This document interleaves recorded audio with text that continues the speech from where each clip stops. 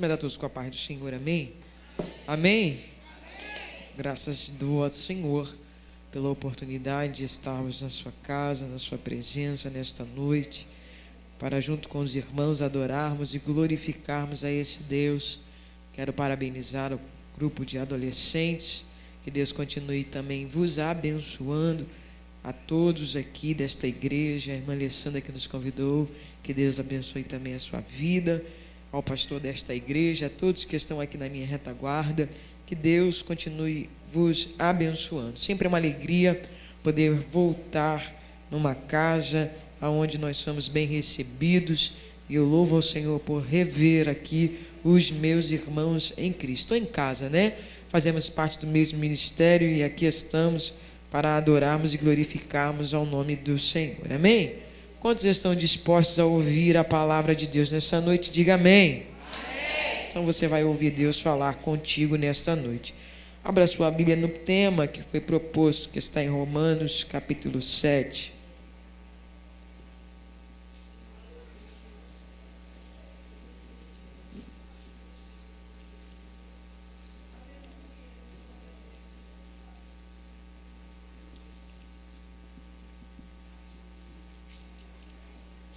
Depois você abra sua Bíblia em 2 Samuel, capítulo 13. Ou melhor, capítulo 12, perdão. 2 Samuel, capítulo 12. Nós vamos ler aí o verso 20 e o verso 21.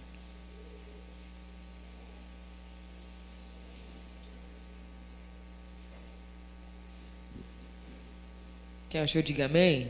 Amém. Quem não achou, diga ainda estou procurando. Te aguardo, eu te espero. Glória a Deus. Estava ali no meu cantinho ouvindo os louvores que aqui foram entoados. E Deus fala conosco, né, de uma maneira tremenda. Esta canção que foi cantada, Liberta-me de mim, é um louvor que tem falado muito ao meu coração durante algum tempo já. E esse é um louvor lindo, né? Na qual nós cantamos para Deus que nós queremos ser a casa dele, né? Que você seja a casa do Senhor e Ele encontre em você morada nesta noite.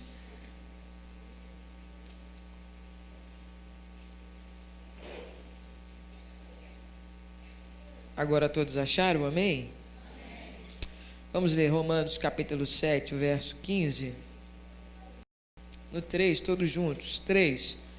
Porque o que faço não o aprovo, pois o que quero, isso não faço, mas o que aborreço, isso faço.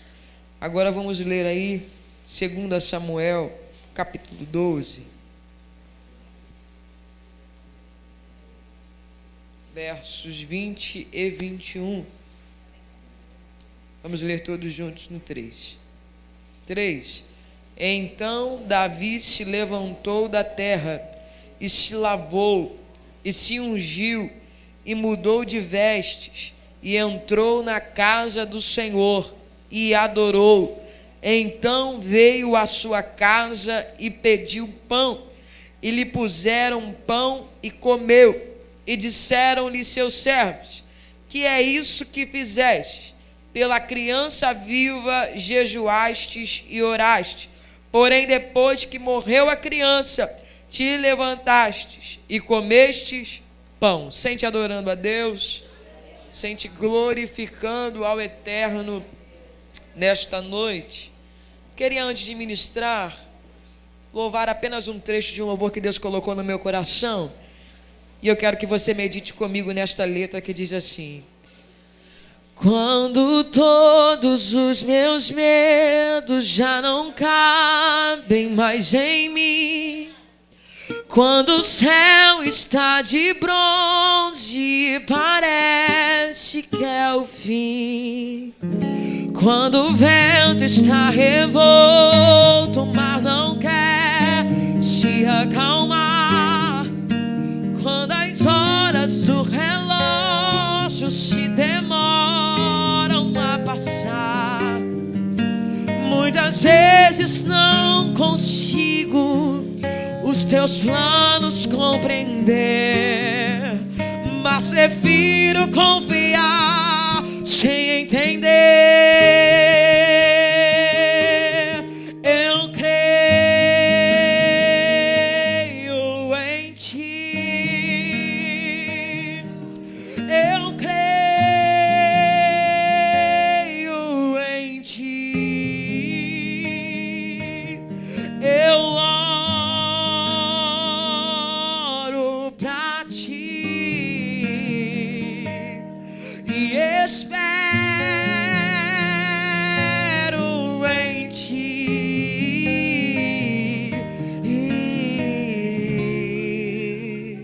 Oh, quando você sente medo, do teu lado eu estou. E é bom que você saiba que eu sinto a sua dor. Nunca, nunca se esqueça que o mar eu posso acalmar e que eu tenho o tempo certo da vitória te entregar. Esse tempo é necessário para te amadurecer, mas depois tem novidade para você. Creia nisso nesta noite. Eu creio que eu tô cuidando de ti. Eu cuido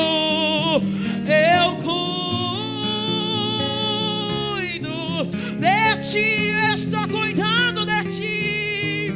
Descansa nele nessa noite, em mim, e comece a sorrir.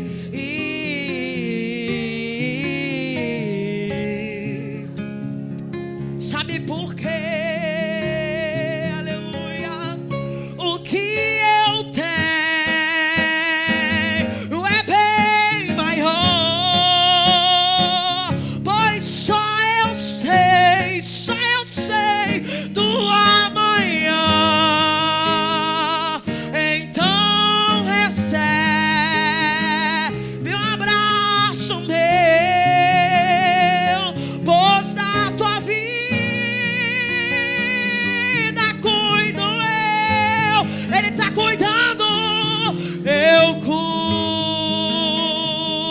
cuido de ti. Aleluia. Deus está dando resposta a pessoas aqui nesta noite. Eu cuido de ti. Eu cuido. Descansa em mim e comece a sorrir. Comece. O que eu tenho é bem maior, pois só eu sei, só ele sabe do amanhã. Aleluia. Então recebe, eleve a súria, um abraço meu, pois da tua vida cuido eu tô cuidando. O que eu tenho, escute, é bem maior, pois só eu sei, só ele sabe do amanhã. Então recebe um abraço meu, pois da tua vida cuido eu cuido de ti. Eu cuido, aleluia, de ti. Descansa, pode descansar nesta noite. Deleita-te nele e comece a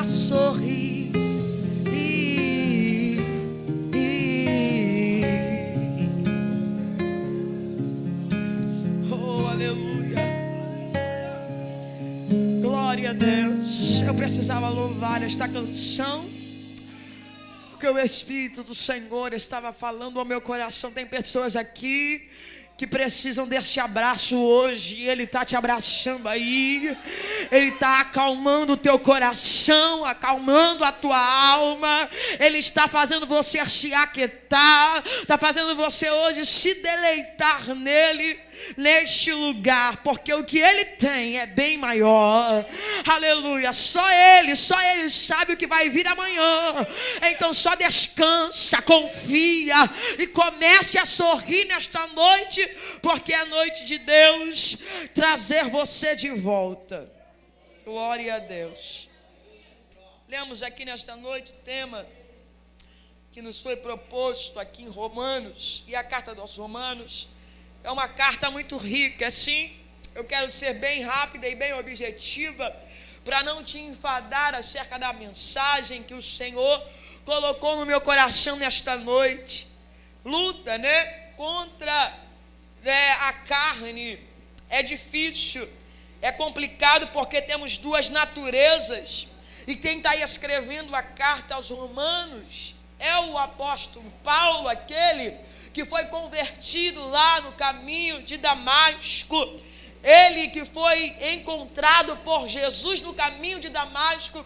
Nós, quando lemos Atos no capítulo 9, nós vemos ali Saulo tendo um encontro com Jesus. E este encontro, houve um divisor na vida de Saulo. Ele não foi transformado em Paulo, não, nada disso. Os gentios que tinham o costume de chamá-lo como Paulo, porém naquele caminho houve uma mudança de caráter, houve uma mudança na vida de Saulo, uma mudança de dentro para fora. Ele que naquele caminho ouviu a voz de Jesus, e a partir daquele momento ele nunca mais foi a mesma pessoa. E daí Deus começou a administrar o ministério que tinha com ele. E agora ele está escrevendo esta carta aqui aos Romanos, dizendo e explicitando aos Romanos aquilo que ele entendia acerca do processo da lei, acerca do processo da graça. A lei era algo que havia sido escrito para que o homem entendesse os desígnios de Deus, os propósitos de Deus. Só que no Antigo Testamento o homem pega a lei e transforma a lei em um ritual. Então o homem agora até entende o que não pode ser feito, só que eles pegam tudo aquilo que Deus havia ensinado e criam em cima disso um ritual, um mecanismo.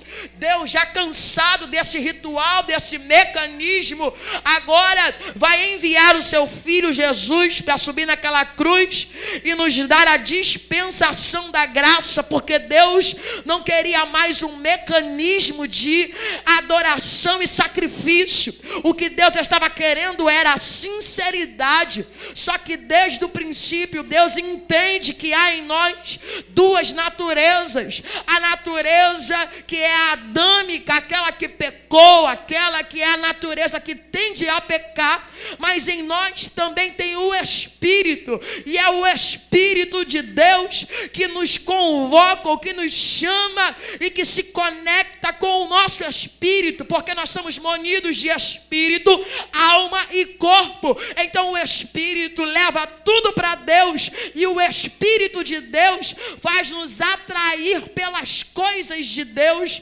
Só que quando nós deixamos e permitimos que o Espírito de Deus atue sobre a nossa vida, fica mais fácil. Só que é uma luta, é uma briga diária, e o apóstolo Paulo sabe disso.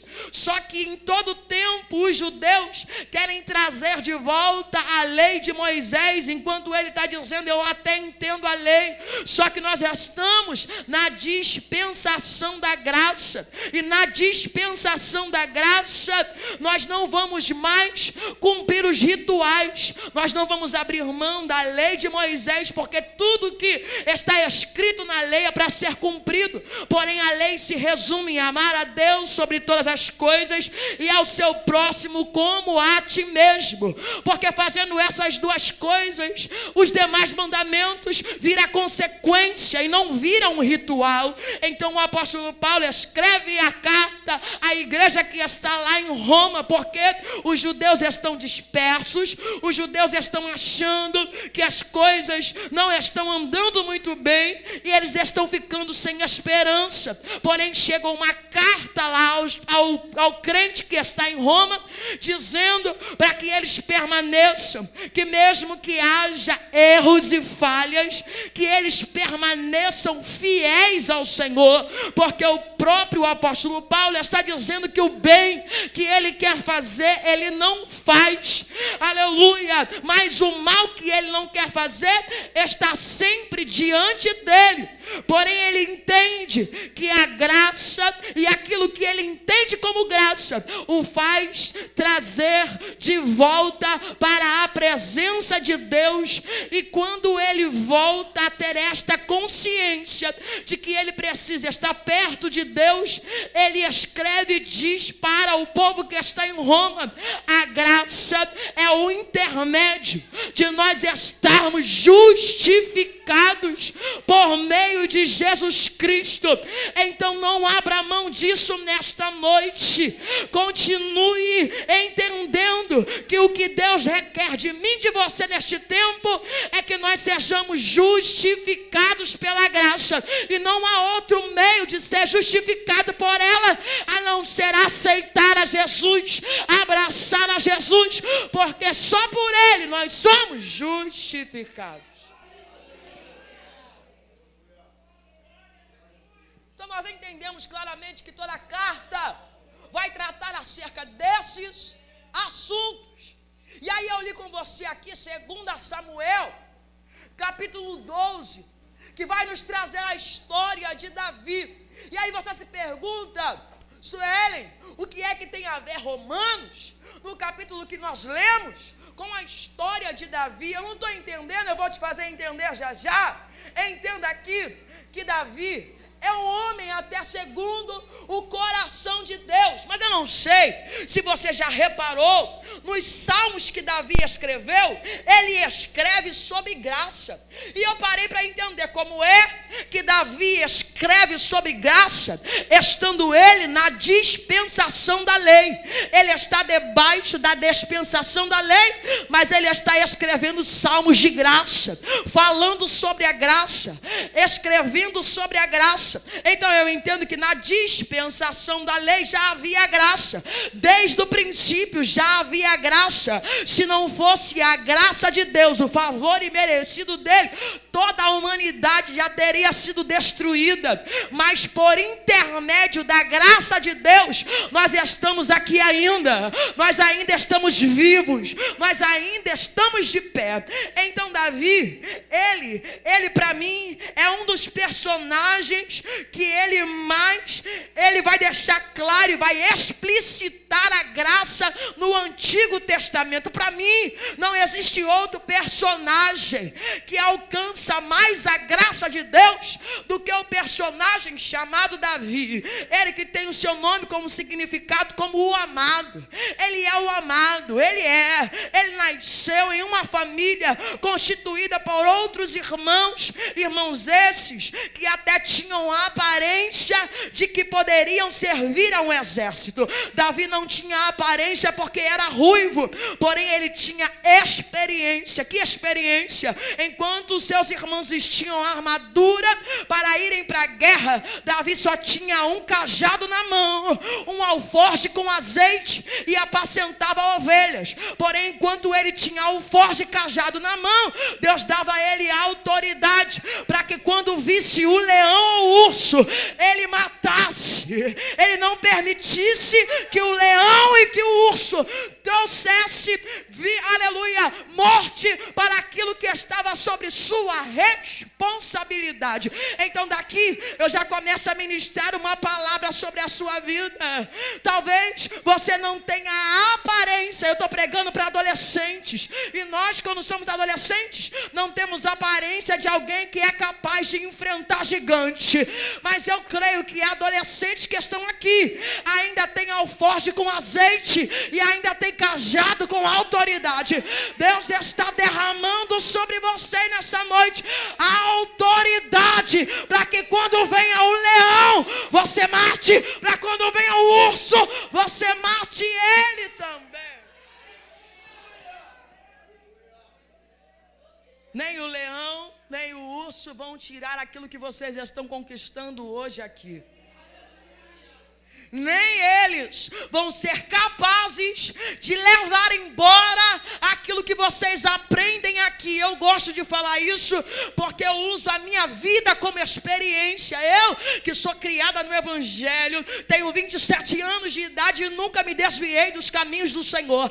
Mas passei por uma fase crítica. Que fase é essa? Fase da adolescência. Na adolescência a gente quer conhecer todas as coisas, porque na igreja a gente ouve de Deus, mas é bem verdade que na rua e no colégio a gente ouve uma série de coisas que não nos levam para Deus, mas são coisas que nos dão curiosidade para conhecer. Eu quero saber como é que é isso. Porém, aquilo que eu tinha com Deus eu guardei, porque o segredo é você guardar aquilo que Deus te dá. O segredo é você reter aquilo que você aprende aqui dentro, para quando você ouvir lá fora outras coisas que não condizem com aquilo que você aprende aqui dentro, você saiba combater, você saiba dizer: ei, eu não ando e eu não falo, eu não faço essas coisas, porque eu tenho algo guardado em mim. E o que é que você tem guardado em você?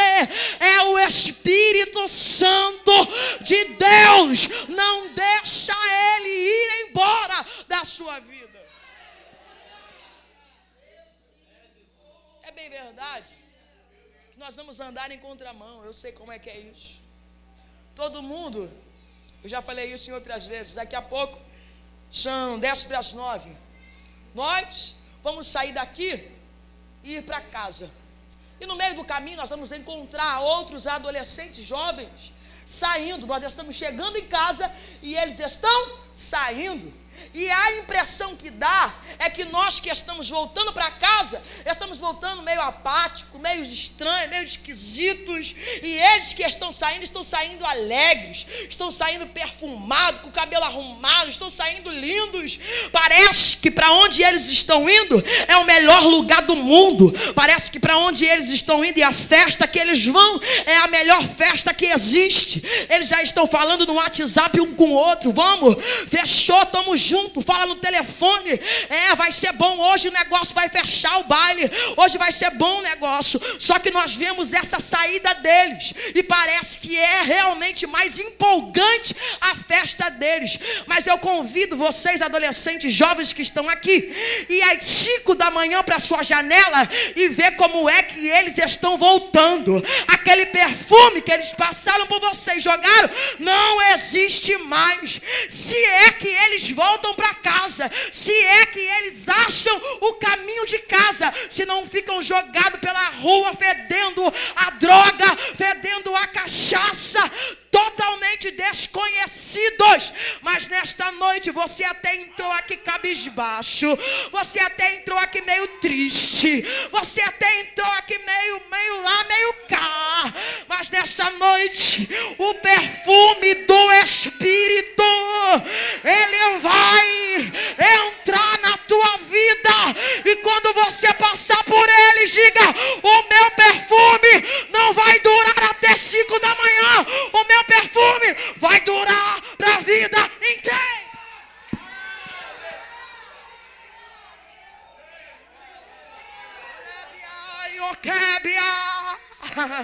Diz para ele: o perfume que tem em mim não é um perfume que se perde com a cachaça, não é um perfume que se perde com as drogas e nem com a prostituição. O perfume que tem em mim é um perfume que exala para a vida inteira.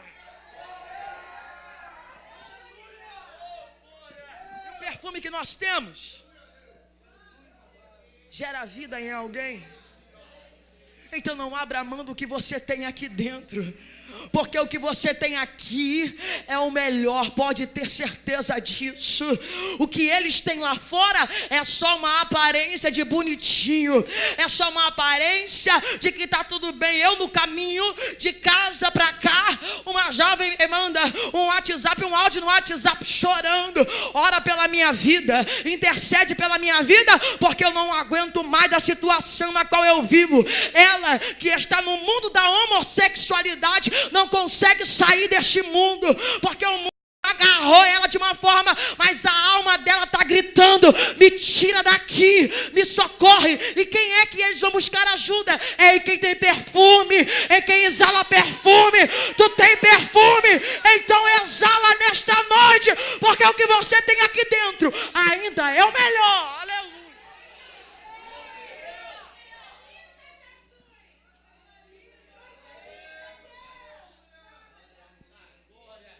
Eu olho as fotos no WhatsApp, nos status, no Facebook da vida, e parece que é muito bom o que eles fazem. Parece que é muito legal as festas deles, mas nada tem de legal nessas festas, porque o final delas ou acaba em briga, ou acaba em morte.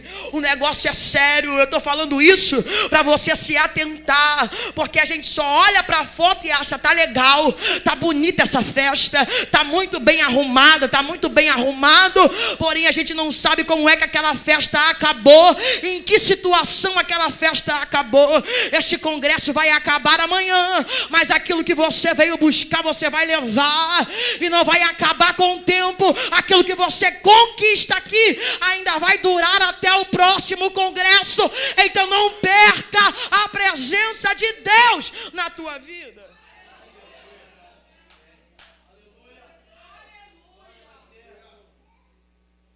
Davi é ruivo, não tem aparência, mas tem cajado e tem alforje com azeite. E quando aparece o gigante,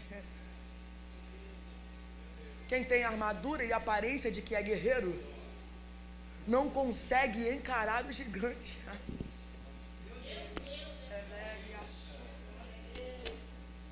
Quem tem aparência, ou quem viveu de aparência durante muito tempo, quando aparece o gigante, não consegue encará-lo cara a cara.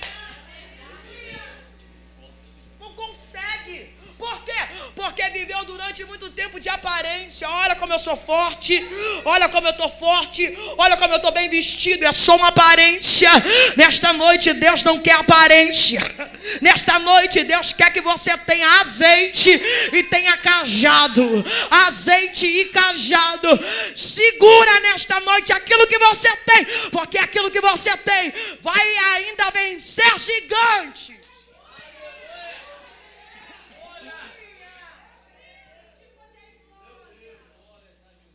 Quem é que encara Golias? Ninguém.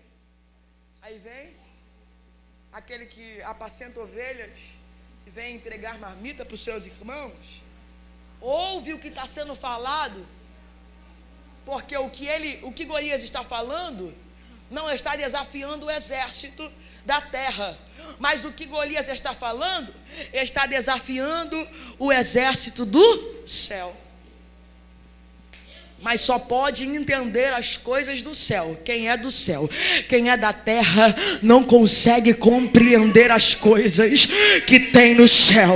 Nesta noite eu estou convidando adolescentes a sair desta dimensão da terra e entrar em uma nova dimensão do céu, porque só entende as coisas do céu quem é do céu. Só entende as coisas espirituais quem é espiritual. Ele ouve e entende, isso aí não é algo físico, isso aí é algo espiritual, porque está desafiando o exército do Deus vivo. E ele não está falando deste exército da terra, mas está falando do exército do céu. E se ele está falando do exército do céu, o meu general é ele. Aleluia.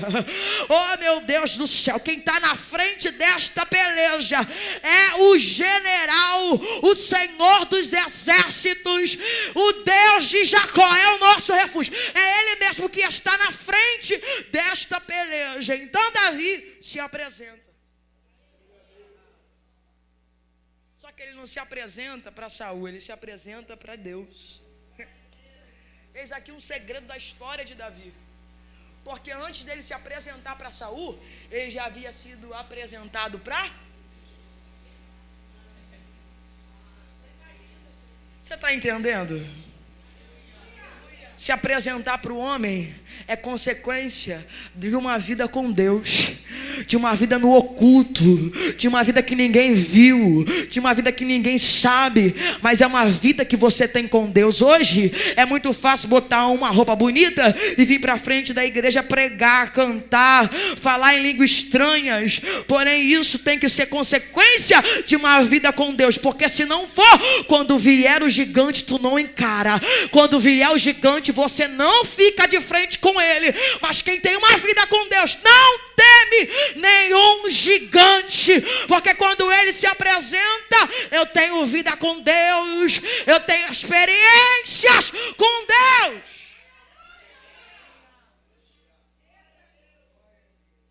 Aí ele se apresenta, aí ele vence a batalha com uma funda. Nem espada ele vai para a guerra. Sabe por quê que ele não vai com a espada para a guerra? Porque a briga não era na terra, a briga era no céu. Então não dá para lutar com as armas da terra, aquilo que é espírito. Você já entendeu? Enquanto a gente estiver tentando guerrear uma luta interna, espírito e carne, mas usando as armas da terra, a gente não vence. A gente não consegue ganhar esta guerra, mas quando nós começarmos a entrar na dimensão espiritual, acaba esse tempo de crise da carne. Uma hora está bem, outra hora está mal. Uma hora está firme, outra hora está no mundo. Uma hora está na igreja, outra hora está lá fora no baile. Não vai ter mais isso. Por quê? Porque agora você entrou no âmbito espiritual. E quando você usa as armas espirituais, a carne perece, a carne perde diante disso. Fica fácil. Mas enquanto você tentar com as suas armas, com as suas próprias forças, tem hora, né? No final do culto a gente faz o apelo. E é nessa hora que você entra em crise. Porque você sabe que deveria estar aqui, mas não está. E aí você começa a travar uma briga com você mesmo. Eu não vou lá na frente. Por quê? Porque eu já sei o que vai acontecer. Eu vou aceitar hoje, mas eu vou voltar para a mesma vida. Eu vou continuar do mesmo jeito. Vai ser... Sabe por que você pensa dessa forma? Porque você está usando as armas da terra. Você está pensando nas coisas da terra. Mas quando você disser, eu, Senhor, eu me entrego. Por quê? Porque o amanhã a ti pertence. Amanhã eu sei, Senhor, que o Senhor vive, que por certo há de se levantar. Eu por mim mesmo nunca vou conseguir vencer a minha carne, mas eu me entrego por completo ao teu Espírito. E quando você se entrega a Ele, Ele se incumbe de fazer as obras necessárias. Agora, enquanto você ficar pensando, não vou lá na frente, não vou, volto, não volto, aceito, não aceito, você nunca vai vencer esta guerra, porque ninguém se mantém na presença por mérito próprio. Ninguém está aqui porque quer, ninguém está aqui não porque eu quero estar aqui, não é isso.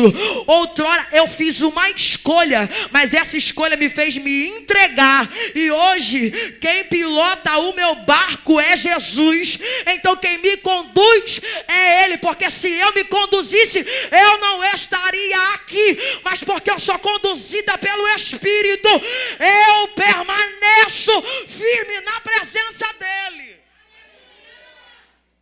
Eu não posso bater no peito e dizer, não, eu estou porque eu quero, eu estou porque eu faço por onde. Aonde que nós seres humanos fazemos por onde? Ninguém nunca faz nada por onde. Estamos sempre falhando. E aquele que diz ao contrário é mentiroso, diz a Bíblia. Por quê? Porque tudo em nós tende a pecar, tudo em nós tende a falhar. Porém, quando nós nos entregamos para Ele, é diferente. Quando nós aceitamos a Ele, é diferente. Porque nós estamos dizendo, Senhor, eu abro mão das minhas escolhas. É por isso que crente não tem mais direito de escolher. Para crente não tem livre-arbítrio. Por quê? Porque crente anda segundo o Espírito, vive segundo o Espírito, e o Espírito é como o vento que sopra aonde ninguém sabe, porém ele sopra, e quando ele sopra, todo mundo sente. É assim. Você tem livre-arbítrio até o dia que você levanta a sua mão e diz: Jesus, eu aceito e eu reconheço que você é o meu único e suficiente Salvador. A partir daí, tu não tem mais livre-arbítrio. Agora tu faz o que Ele quer, tu vai aonde Ele quer, tu veste o que Ele quer que você vista, tu fala o que Ele quer que você fale. Não é do teu jeito, mas é da forma dele. Então Davi entendia isso. Aí ele pega uma funda com 5 pedrinhas. Quem está de fora diz: não vai ganhar. Esta guerra está perdida. Só que quem está de fora tem armas da terra. Mas Davi não usa as armas da terra. Ele usa as armas do céu. Então ele não precisa de muito. Ele só precisa de uma funda e 5 pés. Ele só vai usar uma. Ele nem precisou gastar as outras 4, ele guarda, para ele não se perder na caminhada. Então ele só usa uma, porque uma só era necessária. Porque essa pedra que ele pegou foi pedra de ribeiro. E pedra de ribeiro é pedra não lapidada. E pedra não lapidada simboliza Jesus Cristo, que é a pedra de esquina. Ele mesmo. Então ele não precisa de muita coisa. Ele só precisa de uma pedra de ribeiro.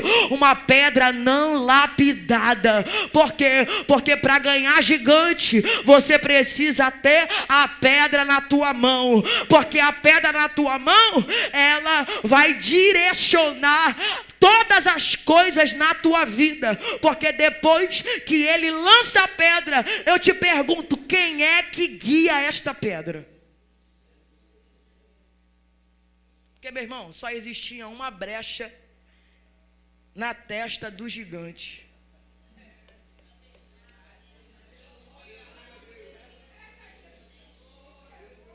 Você já entendeu isso? Só existia uma brecha na testa do gigante. Ele estava todo equipado, não tinha para onde ir, não tinha como vencer aquilo, só tinha uma brecha. Não é possível, parece coincidência, mas não é coincidência. Por quê? Porque quando ele lança a pedra, quem é que guia esta pedra para chegar no lugar certo, para atingir o alvo certo? Oh, aleluia! Louvado seja o nome do Senhor, querido. Lança a pedra, porque a pedra tem a direção. A pedra tem a direção certa. Ela vai alcançar a brecha do adversário. Ele vai cair por terra e nem vai entender por que caiu. Então nesta noite, se você tem pedra, lança. Se você tem pedra, lança. Por quê? Porque ela tem a direção certa. Ninguém precisa dizer para Jesus o que ele precisava fazer, porque ele já sabia. Ele já sabia para que veio e qual era o propósito dele. Então ele já sabe a direção. Então entenda isso no nome de Jesus. Porque se você guardar isso que você está aprendendo aqui hoje, pode ter certeza que quando os gigantes aparecerem, você não vai ser envergonhado, porque ele vai cair por terra. A trajetória do ruivo, a trajetória de Davi, se constitui em cima dessas coisas. A partir daí, ele começa a ser ovacionado pelas pessoas, mas isso não corrompe Davi. Davi não é corrompido, porque a multidão está dizendo que Saul ganhou 1000, mas ele 10 milhares. Ele está pouco se lixando para aquilo que a multidão está gritando. Ele está pouco se lixando para aquilo que a multidão está tentando fazer com ele. Por quê? Porque ele ainda retém as 4 pedras. E quem retém as 4 pedras entende que o ministério que Deus tem na vida dele vai se concretizar. Ele não precisa passar na frente de ninguém, ele não precisa se levantar contra o ministério de ninguém, porque aquilo que ele tem, aquilo que Deus deu para ele, está com ele e Deus. E se Deus o chamou, vai colocar no lugar certo. Se Deus o chamou, na hora e no tempo de Deus, as coisas vão acontecer. É por isso que dentro da trajetória de Davi, você não vê ele se levantando contra Saul. Ele já é ungido. Ele já havia sido ungido. Mas ele não diz, olha só, a cadeira é minha, sai daí agora. Ele já é ungido, mas ele entende que uma cadeira pouco importa. Se tem cadeira ou não, eu quero é adorar a Deus. Se tem microfone ou não, eu quero é adorar a Deus.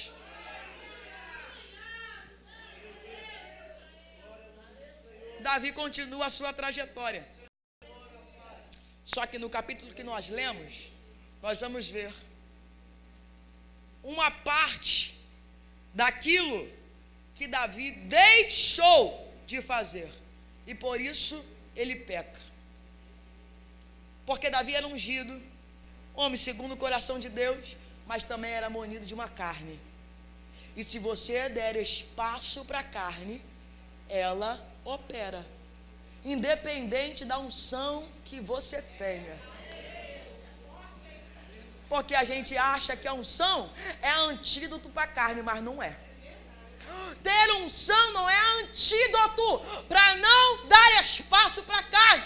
Porque o que tem de gente que é ungida, mas está dando espaço para ela, não está por aí. A gente sabe disso. Tem muita gente que tem unção, mas dá lugar para a carne. Então, carne não se brinca com ela, porque a unção não é antídoto contra ela.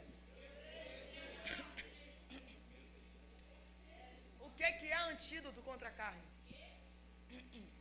Vida de oração e vigilância. Jesus vai para o Getsemane, você lembra disso? E ele deixa os 3 discípulos lá. Quando ele volta, como é que eles estão? Estão dormindo.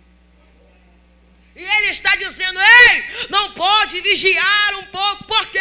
Porque a partir daquele momento, ou daquele dia, ou daquela hora, Jesus entraria em contato direto com a carne. Por quê? Porque Jesus passaria por algo que ele ficaria sozinho. Porque quando ele está na cruz, ele vai gritar, né? Ele vai gritar para Deus e vai dizer, Deus, por que me desamparaste? Jesus estava só ele ali, só ele, a sua carne, carregando todo o peso da humanidade. Então quando ele volta para os seus discípulos, ele está dizendo, vigia comigo, porque para vencer a carne, só orando e vigiando, só orando e vigiando. Jesus está dizendo isso, mas entre linhas do texto está dizendo, para vencer carne, só orando e vigiando. É por isso que o adversário tira aí essas 2 coisas da gente, a oração e a vigilância. Sabe quando ele faz isso? Quando nós entramos na zona de conforto, ou na zona de que está tudo certo. Quando a unção chega e o ministério chega, a gente se acomoda, tá tudo bem, estou pregando, estou cantando, Deus está usando, Deus está fazendo. É nesta hora que Satanás se apresenta para nos tirar do foco, para nos tirar do objetivo da guerra e da peleja. Então, querido, não faça como Davi no capítulo 11. Por quê? Porque a ordem era ele ir para a guerra, mas ele decide ficar em casa e descansar. Por quê? Porque está tudo muito certo. Eu estou ungido, já fui consagrado, já estou sentado, eu tenho tudo à minha volta, eu tenho o reino, está dando certo. Quando estiver dando certo, não pare de orar e vigiar. Se preocupe quando estiver dando tudo certo. Está dando tudo certo, glória a Deus, aleluia. Vem, roda, canta, pula, se alegra, mas não deixa de orar e vigiar. Por quê? Porque quando você está cantando, está rodando, está alegre, você está distraído.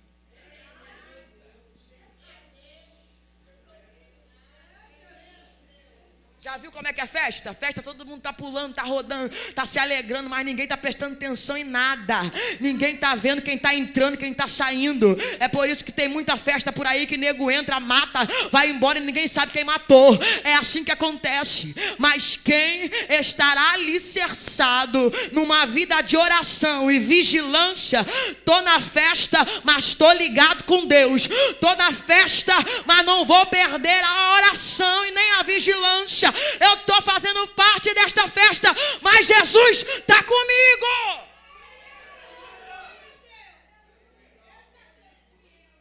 Em que momento perderam Jesus? Em que hora perderam? Em que hora José e Maria perderam Jesus? Aonde? Na festa.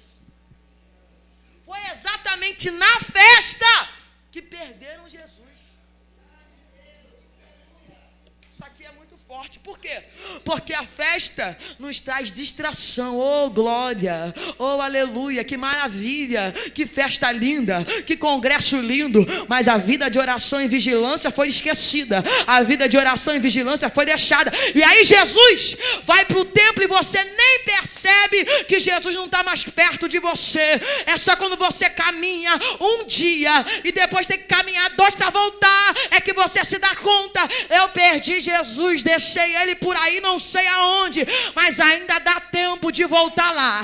Ainda dá tempo de você voltar lá, porque ele está no templo, ele está lá junto do Pai.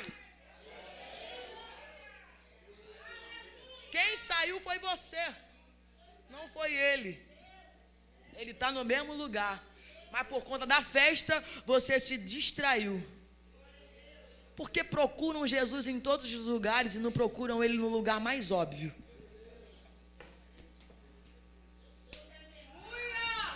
Porque procuramos Jesus em todos os lugares e não no mais óbvio. É lógico que ele estaria no templo, era fato que ele estaria lá, mas eles procuram primeiro em outros lugares, para depois e por último no templo.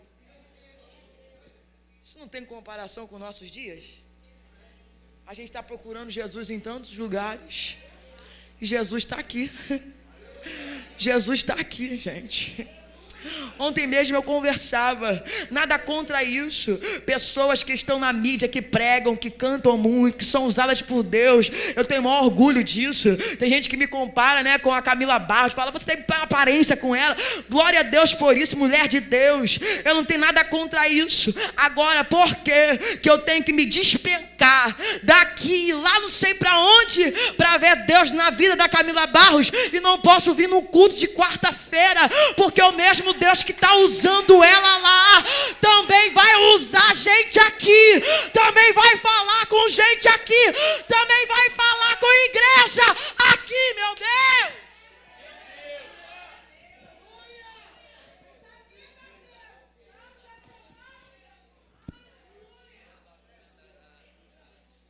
Glória. Nada contra, meu irmão. Se não tem nada, vai ver Deus na vida da Camila mesmo, receber. Mas se tem culto na tua igreja, para que ir lá? Se tem culto aqui, o mesmo Deus que fala lá, fala aqui também. O mesmo Deus que usa lá, usa aqui também. Procura a Deus, porque Ele está lá, no mesmo lugar que você deixou. É simples. É desse jeito mesmo. Então Davi é ungido, mas unção não é antídoto para a carne. Ele vai cair. Ele vai cair porque parou de orar e parou de escrever carta para Deus. E passou a escrever carta para matar alguém.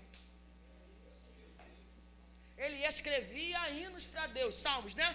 Ele escrevia hinos para Deus, ele orava, ele buscava a Deus, mas nesse tempo em que estava dando tudo certo, ele decidiu ficar em casa e se acomodar, está tudo certo, vou ficar por aqui mesmo. É nessa hora em que a carne resolve operar. Para adolescente, cuidado com o dia em que não tem nada para fazer. E adolescente tem sempre esse dia, né? Nada para fazer. Manda mensagem, tá fazendo o quê? Nada. É ou não é? Vocês sabem disso, né? No WhatsApp, mano, tá fazendo o quê? Nada. Tá igual o peixe. Nada. Cuidado com esse nada. Porque é exatamente nesse nada que vai surgir alguma coisa para você fazer. E geralmente não é alguém que vai mandar mensagem para você no WhatsApp dizendo: vamos orar, vamos buscar Deus, vamos agora, dobra o joelho aí que eu vou dobrar aqui. Já viu essa mensagem no WhatsApp, gente? Não tem essa mensagem no WhatsApp, né? Alguém manda mensagem para você 1h da manhã dizendo assim: vamos orar agora, oração da madrugada, agora, tu dobra aí que eu dobro aqui. Tem essa oração?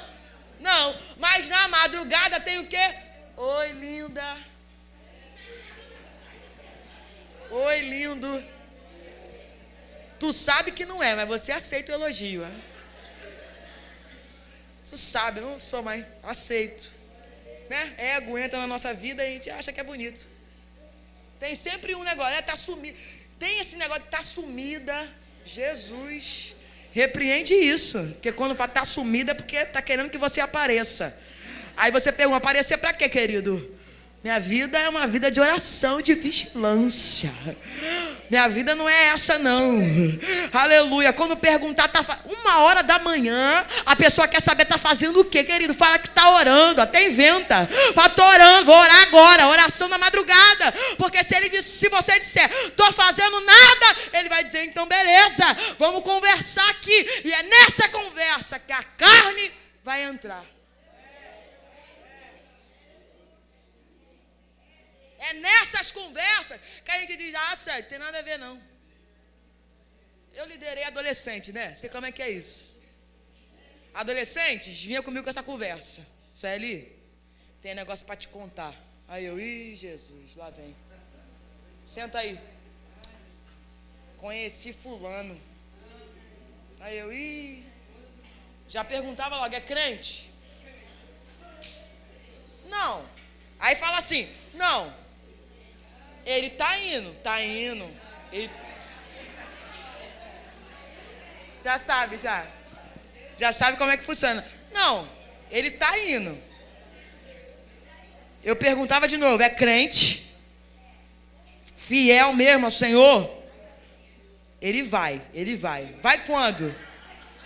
Às vezes aos domingos. Às vezes. E aí? Qual foi o assunto? Não, que ele me chamou para ir no shopping. Nada a ver, né? Ir no shopping. Depende do que você vai fazer no shopping. Depende, né? No caminho do shopping para casa pode acontecer muita coisa. Não, mas estamos só conversando. Está só conversando. Ele vai às vezes. Aí eu perguntava: e você? Como é que está a tua vida espiritual? Tô bem. Tá bem como? Porque eu não sei o que é bem, né? Tô bem, tô indo, vou para a igreja, sabe? Tu vou para a igreja da quarta, às vezes, né? Mas tô lá, tô indo. Eu falei: eu quero saber como é que está a tua vida espiritual com Deus, porque Ele está mais ou menos. Vai sair com você que também está mais ou menos. O que é que vai dar nisso? Isso não vai dar certo. Sai desses assuntos, sai dessas conversas, porque essas conversas vão dar brecha para a sua carne. Primeiro vai orar, primeiro vai falar com Deus, depois você pensa nessas coisas. Eu até sei que ser adolescente rende isso mesmo, mas primeiro tenha uma vida estruturada com Deus. Porque aquilo que Deus tem para você é bem melhor. Não vai quebrar a cabeça, não vai ter uma vida sentimental totalmente deturpada por conta de relacionamentos que não é de Deus. Então, em nome de Jesus, toma posse desta palavra, ore, tenha vigilância, tenha vida com Deus, porque o que Deus tem é melhor. Eu falava isso para elas. A maioria não me deu ouvidos. Preste atenção nisso aqui, adolescente. A maioria não me deu ouvidos. Eu dizia, sai disso, isso não é relacionamento. A maioria hoje estão com 20, 21, 18, 19 anos. E todas estão grávidas. Em relacionamentos fracassados. Porque não ouviram aquilo que Deus falava com eles no tempo oportuno. Não abra mão deste tempo. Deus está parando este congresso para falar com você. Sai disso, para com isso, para com essas conversas. Sai dessas conversas, bloqueia mesmo. Não conversa com quem não é do céu. Não conversa com quem não tem nada para te acrescentar. Mas queira se relacionar com quem tem algo de Deus para te apresentar, com quem tem algo do céu para te apresentar. Se eu fechar, senão vai virar vigília, né? Posso fechar, amém? Não ou não? Sim ou não? Continua? Vocês estão pedindo, então eu vou continuar. Ó, por conta e risco de vocês. Davi fez isso? Neste tempo, não. Ficou em casa, fazendo nada. Aí ele acorda, vai passear. Está ele passeando pelo palácio, pelo terraço. Imagino eu que ele está olhando, né? Tudo que Deus deu para ele. Que maravilha. Coisa linda esse reino. Deus cumpriu promessa na minha vida. Estou bem. Estou feliz. Tenho tudo o que quero. Quando de repente ele para, o olhar dele para. Uma mulher que o texto diz que ela era formosa, era bela, e os olhos dele ficam paralisados nela, ficam fitos nesta mulher.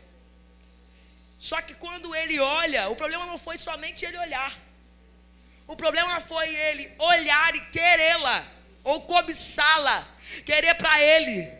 Ele tinha tudo, mas ele quer o que ele não pode. Gente, isso aqui é comum a gente? Nós temos tudo aqui, mas a gente sempre quer o que não? O ser humano é uma coisa terrível. Tem tudo, mas disse para ele, isso você não pode, ele quer. Isso desde o princípio, né? Desde Adão e Eva. Podia comer de todas as árvores do jardim, mas aqui Deus diz, não pode. Vai lá Eva querer comer, vai lá Adão querer comer. É sempre desta mesma forma que Satanás se apresenta. Da mesma forma que ele se apresentou no jardim, ele se apresenta para nós até hoje. Só que hoje nós temos um antídoto. Que antídoto? Jesus de Nazaré. Não perca ele, fica com ele, fica com a presença. Não desvie o seu olhar daquilo que Deus te deu. Porque se você desvia o olhar daquilo que Deus te deu, vai pecar. Ele desvia o olhar daquilo tudo que Deus havia dado e cobiça a mulher do outro. Não falando isso, ele manda chamar. Quando ele manda chamar, vão dizer, olha o texto, vão dizer, mas essa não é a mulher de Urias. Vão dizer para ele, estão dizendo para ele, Davi, essa não pode, Davi. Você pode ter muitas, mas essa não pode. Mas mesmo assim ele diz, manda ela vir aqui. Ele insiste, porque no coração ele já pecou. Entenda isso. Pecado não é só pecado quando se consuma. Porque antes de você pecar na mente, você já pecou. Todo pecado é premeditado. Não existe a pequei, não existe isso. Todo pecado é premeditado. Primeiro você pensa, depois você executa. Primeiro você pensa, depois você executa. Então, no nome de Jesus, blinda a tua mente com as coisas do céu.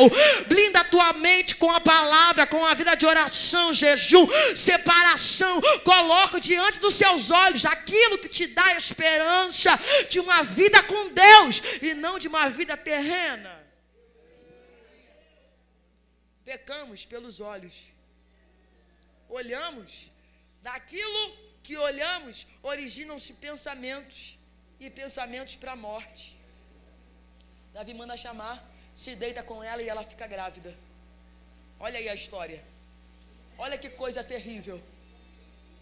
Ele, ungido, mas parou de orar, parou de escrever hinos para Deus.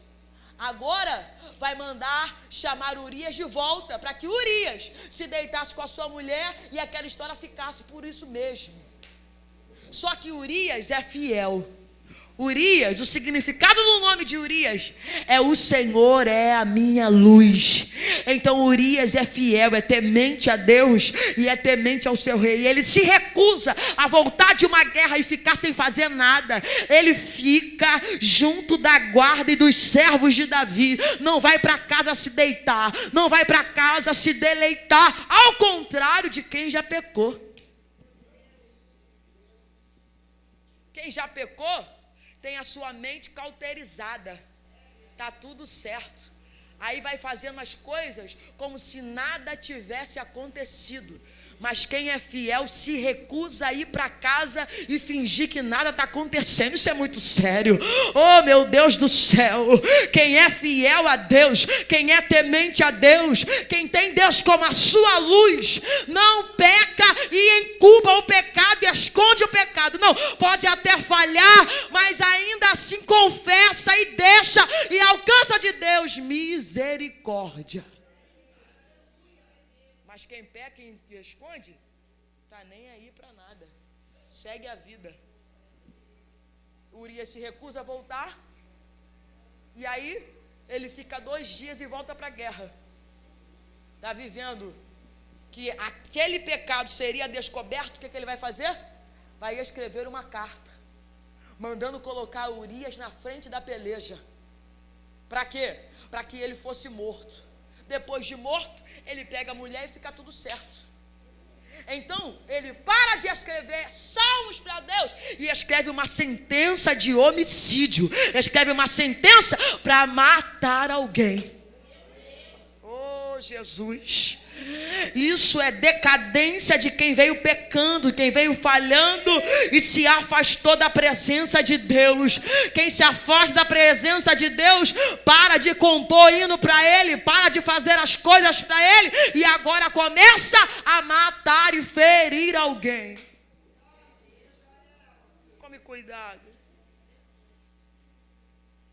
Urias, coitado, leva a própria carta de sentença. Está voltando para a guerra com a própria carta de sentença. Mas guarda, porque Deus não dorme. Parece que isso vai ficar impune, mas não vai não. Deus está vendo tudo. Deus está analisando tudo. Joabe recebe a carta. Imagina a cara de Joabe. Tem alguma coisa aí. Tem uma carta na mão de Urias com a sentença dele, mandando botar ele na frente da guerra. Tem alguma coisa aí. Entenda que Joabe sabe que existe alguma coisa, mas vai acobertar Davi. Porque Joabe é outro errado. Joabe é outro que quer e estar aonde está por ganância, por soberba. Então ele vai incubar o pecado de Davi, porque na mesma hora ele sendo chefe de guerra, ia perguntar a Davi: por que eu vou botar Urias na frente da guerra? Ele é fiel, ele é temente, é um homem valente, por que eu vou colocar ele na frente da peleja? Mas ele não indaga Davi, ele simplesmente acoberta, porque ele está onde está por soberba. E aí um pecado vai sendo escondido por outros. Cuidado com essas coisas. Cuidado com essas coisas. Joabe coloca ele na frente da guerra, mas coloca outros que ele quer tirar do cenário. Se você ler a história, você vai entender isso. Eu não vou falar porque não vai dar mais tempo, eu vou correr para terminarmos. Você sabe a história, Urias vai ser morto. Ele manda o mensageiro para Davi, e quando o mensageiro chega para Davi, ele diz: se o rei se encolerizar, lê o texto, se o rei se encolerizar, diz que Urias morreu. Ele vai contar a história de porque ele botou mais gente na frente da peleira, porque ele queria tirar do cenário para ele continuar sendo chefe de exército. Ele está por soberba, então ele vai tirar outras pessoas do cenário que ele quer. Mas quando ele vai mandar a mensagem para Davi, porque ele sabe que Davi fez algo errado, ele vai dizer: se o rei encolerizar, diga que Urias está morto. Ou seja, em outras palavras, Joabe está dizendo: se ele disser, ou se ele se aborrecer, porque eu botei outras pessoas que não era para colocar, diga que eu fiz o que ele pediu, diga que eu fiz o que ele mandou. Então quando o mensageiro leva a mensagem, Davi recebe, mas Davi tem a sua visão deturpada, o seu julgamento está deturpado. Por quê? Porque pecou. Agora Davi, se fosse em outro tempo, mandaria chamar Joabe para poder prestar conta. Mas como ele pecou e como ele falhou diante de Deus, ele não manda prestar conta, diz: deixa assim mesmo. E se isso parecer mal aos olhos de Urias, diz que é assim mesmo. Uma hora a gente mata, outra hora a gente morre. É assim que Davi está dizendo. Só que Davi agora está indiferente à dor do outro. Ele não chora, ele não se lamenta pela morte de Urias. Meu Deus do céu. Quando damos vazão à carne, ficamos indiferentes na presença. Aleluia, nada nos comove mais.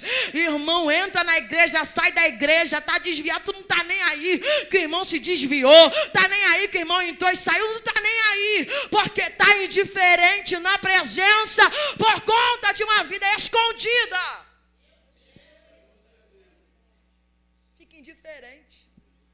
Tanto fez, tanto faz. Irmão, nós estamos em um corpo. Corta um dedo para ver se só o dedo vai sentir. Não, querido, se tu cortar um dedo, todo o corpo sente a dor daquele dedo. Por que que hoje nós somos um corpo, nós somos membros, entra gente, sai gente, a gente não sabe nem quem entrou, quem saiu, não sabe é nada. Por quê? Porque não temos mais o conceito de que somos um corpo e que Jesus continua sendo o cabeça da igreja. Ei, nós somos um corpo, um em Cristo. Davi, estreitou para você, porque ele fez tudo isso. Não lamenta a morte de Urias, manda chamar a mulher e ela está tudo certo, fica aí. Até que o profeta vai bater na porta de Davi. O profeta vai bater na porta. Aleluia. Tá tudo certo, Urias morreu, tu tá comigo, tá grávida, glória a Deus, aleluia. Vamos pro congresso, até que o profeta bate na porta. Oh, aleluia. Louvado seja o nome do Senhor. Fica de pé comigo, só quem está entendendo que o profeta bateu na porta hoje. O profeta bateu na porta e diz: ei, Davi, não é assim um negócio não, Davi. O negócio não vai ficar desse jeito, Davi. Ei, Davi, escuta aqui. Escuta, porque eu tenho uma história para te contar, Davi. Tinha 2 homens, um rico e um pobre, Davi. O rico tinha tudo, podia tudo, mas chegou um viajante, e ao invés de ele pegar das ovelhas que ele tinha, ele vai pegar a do pobre que só tinha uma, e tudo que ele fazia com aquela ovelha. Ele vai lá para agradar o viajante, pega a ovelha dele. E agora, quando Davi ouve essa história do profeta, no final dessa história, que ele ouve que o rico que tinha tudo pegou pegou a ovelha do pobre para agradar o viajante. No final dessa história, Davi olha para o profeta e diz: este homem é digno de morte. O profeta olha para ele e diz: Davi, é digno de morte, porque é você mesmo esse homem. Ah, meu Deus do céu, é fácil julgar a história de alguém. Quero ver botar a cara aí e dizer: é comigo, é comigo. Ouvir essa história e julgar e dizer é morte para ele. Mas quando for contigo, e quando for para você, Davi, estreitou para você, Davi, que a sentença é de morte. Mas o profeta diz: Deus traspassou o seu pecado, não morrerás. Porém, esta criança não viverás. O fruto do pecado nunca, o fruto do pecado nunca vai permanecer. Deus não vai deixar isso. Deus, aleluia, Deus não vai permitir isso. Ai, enquanto eu falo isso, há uma espada aqui, há uma espada que desce. Ah, meu Deus do céu. E Deus está dizendo: eu não vou permitir isso. Eu não vou deixar, Deus. Eu não vou deixar isso. Não vai viver, não vai viver. Fruto do pecado não vai viver. Oh, aleluia. Aleluia. Depois disso, Davi confessa: Davi, Natan, pequei contra Deus. Davi, pequei. Natan, pequei. Depois da sentença que o fruto vai morrer, Davi ora. Volta a orar, volta. Claro que ele volta. A Bíblia diz que ele busca a Deus. Ele ora a Deus e a criança adoece. Enquanto a criança está doente, Davi está orando. E dentro desse processo de 7 dias, oh Jesus, é muito lindo isso.